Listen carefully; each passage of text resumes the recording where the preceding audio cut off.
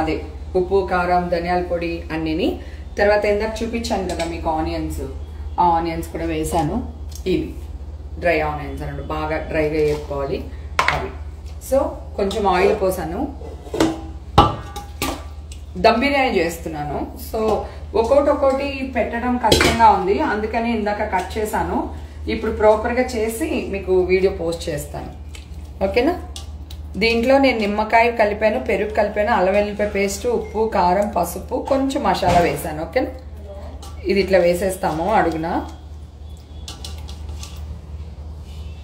ఇప్పుడు దీనిపైన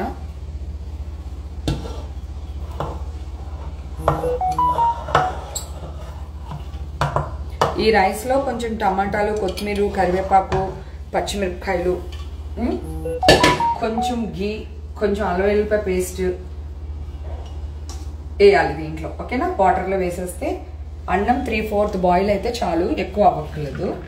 మళ్ళీ ఇప్పుడు మళ్ళీ అవుతుంది కదా, అందుకన్నమాట. ఓకే, ఇప్పుడు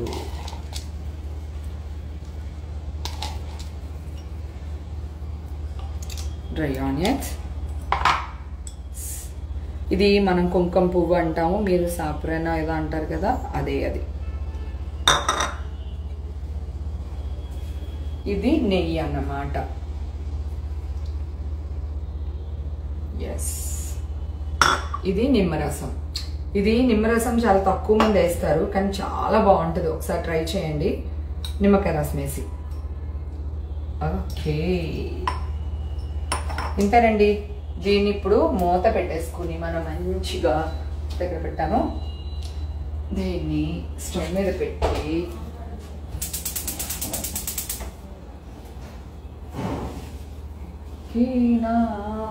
నటి హేమ గారి గురించి పెద్దగా పరిచయం చేయాల్సిన అవసరమే లేదు. ఎన్నో సినిమాలలో క్యారెక్టర్ ఆర్టిస్ట్ గా నటించి తనకంటూ ఒక ప్రత్యేకమైన గుర్తింపుని సంపాదించుకున్నారు. హేమ గారు సోషల్ మీడియాలో చాలా యాక్టివ్ గా ఉంటారు. అయితే తాజాగా ఆమె ఇంట్లో చికెన్ బిర్యానీ వండుతున్నా అంటూ ఒక వీడియోని తన సోషల్ మీడియా వేదికగా షేర్ చేసుకున్నారు. ఆ వీడియోని మీరు చూసేయండి.